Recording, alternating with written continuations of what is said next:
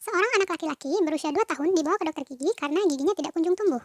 Pemeriksaan klinis menunjukkan missing seluruh gigi rang atas dan rang bawah. Pemeriksaan radiograf panoramik menunjukkan tidak ada benih gigi pada RA maupun RB dan hipotrofi alveolar RA-RB. Pertanyaan, mengapa gigi anak tersebut hilang? A. Dicuri oleh peri gigi. B. Anak keturunan siluman kadal, jadi tidak punya gigi. C. Benih gigi takut menghadapi dunia, jadi memilih untuk tidak tumbuh. D. Anomali saat proses pembentukan gigi di embrio. Kunci jawaban ada di akhir video, jadi tonton sampai selesai ya.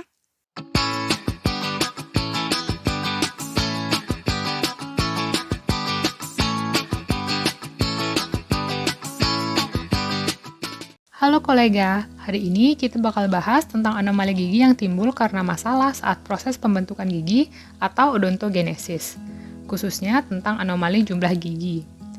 Anomali pertumbuh kembangan gigi dari segi jumlah secara garis besar dibagi menjadi dua klasifikasi, yaitu defisiensi jumlah atau hipodonsia dan jumlah yang berlebih atau hiperdonsia.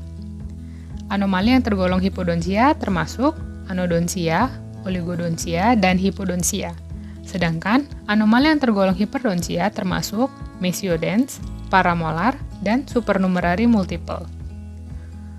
Untuk video kali ini, pembahasan akan fokus ke anomali dari segi jumlah gigi yang defisien.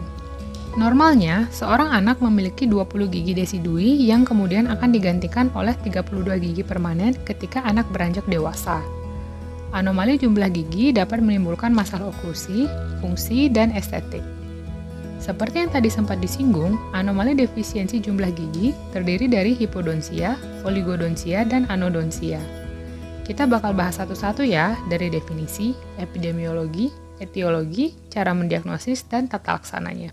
Hipodonsia adalah kondisi defisiensi jumlah gigi yang dapat bermanifestasi berupa hilangnya 1 hingga 4 buah gigi.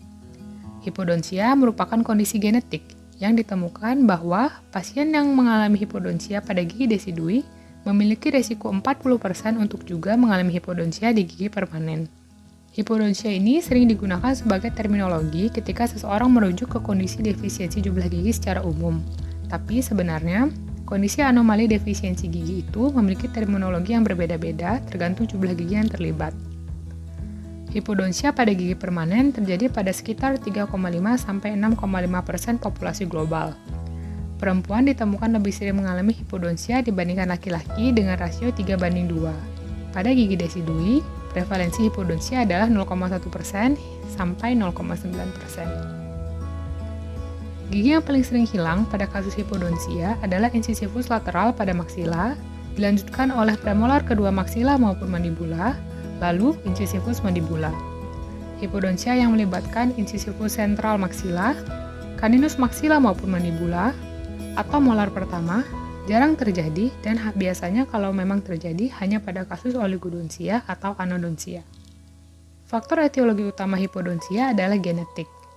Hipodonsia juga dianggap sebagai kelainan herediter, di mana sebagian besar pasien memiliki anggota keluarga dengan riwayat kondisi serupa. Namun, hipodonsia juga bisa terjadi pada pasien tanpa riwayat herediter. Hipodonsia juga diasosiasikan dengan beberapa kondisi sistemik, seperti displasia ektoderm hipohidrotik, Down syndrome, dan displasia chondroektoderm. Hipodonsia dapat ditegakkan melalui pemeriksaan klinis dan radiografi panoramik. Dokter gigi harus mulai curiga adanya kondisi hipodonsia jika gigi mengalami keterlambatan erupsi berkepanjangan dan melakukan pemeriksaan radiografis untuk memastikan ada tidaknya benih gigi tersebut. Secara klinis, terdapat beberapa manifestasi yang diasosiasikan dengan hipodonsia, yaitu gigi yang tumbuh berbentuk konus dan umumnya mengalami mikrodonsia. Pertumbuhan caninus maksila yang ektopik jika hipodonsia terjadi pada incisivus lateral. Gigi desidui yang tertahan karena tidak diresorpsi oleh gigi permanen dapat menyebabkan infraoklusi, yang beresiko menyebabkan maloklusi pada gigi-gigi sekitar. Hipodonsia umumnya terjadi bersamaan dengan kegagalan pertumbuhan tulang alveolar ideal, sehingga dapat muncul tanda atrofi ridge atau kekurangan support pada gigi posterior. Tata laksana untuk hipodonsia meliputi: untuk hipodonsia ringan dapat dilakukan perbaikan bentuk gigi dengan menggunakan resin komposit serta perawatan orto untuk menutup spacing minimal yang terjadi. Pada kondisi hipodonsia sedang, yang melibatkan hingga beberapa gigi, dapat dilakukan perawatan orto pendahuluan untuk memperbaiki tilting atau crowding, serta membuka ruang ideal untuk penempatan protesa pengganti gigi seperti GTSL, bridge atau implan. Oligodontia adalah kondisi anomali di mana pasien kehilangan lebih dari 4 gigi. Oligodontia sering diasosiasikan dengan sindroma-sindroma tertentu, contohnya displasia ectoderm. Pada pasien displasia ectoderm, pasien umumnya hanya memiliki beberapa gigi dalam rongga mulut dan bentuk serta posisi giginya pun abnormal.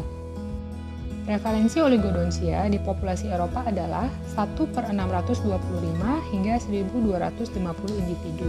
Terdapat beberapa faktor yang dianggap dapat mencetuskan oligodontia, termasuk infeksi virus selama kehamilan pada ibu, predisposisi genetis, ketidakseimbangan metabolik, abnormalitas tumbuh kembang embrio, dan faktor lingkungan. Pemeriksaan yang perlu dilakukan untuk diagnosis oligodontia sama dengan hipodontia, jadi pemeriksaan klinis dan radiografis. Secara klinis, pasien oligodontia memiliki tampilan yang serupa dengan pasien hipodontia, tetapi kehilangan gigi lebih banyak. Pasien oligodontia juga dapat mengalami reduksi vertikal pada profil wajah karena hambatan pertumbuhan tulang alveolar pada maksila dan mandibula. Tata laksana oligodontia kurang lebih sama dengan hipodontia. Implan dapat diaplikasikan jika tinggi tulang alveolar telah adekuat sebagai manajemen jangka panjang yang lebih stabil. Terapi implan pada anak dengan oligodontia dapat dilakukan dengan memasang 2 implan sintesis saat anak berusia 6 tahun. Protesa mandibula yang dipasang akan dimodifikasi secara rutin mengikuti pertumbuhan mandibula anak. Implan maksila dapat dipasang ketika pertumbuhan tulang skeletal telah selesai. Sedangkan pada kondisi anodontia, pasien mengalami kehilangan gigi total pada kedua rahang. Manifestasi klinisnya berupa tinggi vertikal wajah yang berkurang dan bibir yang protrusi. Hal ini disebabkan oleh tidak adanya support dari gigi serta prosesus alveolaris. Belum ada data terkait tentang prevalensi anodontia, tetapi kondisi ini tergolong sangat langka dan biasanya hanya terjadi sebagai manifestasi dari sindrom lain terkait seperti displasia ectoderm hipodrotik. Etiologi utama adalah abnormalitas genetik, termasuk anomali pada kromosom EDA, EDAR, dan EDAR-ADD. Penegakan diagnosis sama dengan pada kondisi oligodontia dan hipodontia. Tata laksana anodontia dilakukan dengan menggunakan prostetik gigi tiruan penuh atau pemasangan implan. Anodontia seringkali diasosiasikan dengan kondisi hipotrofi tulang alveolar, sehingga biasanya perlu dilakukan prosedur bone graft dan augmentasi dasar sinus terlebih dahulu sebelum dilakukan perawatan lain.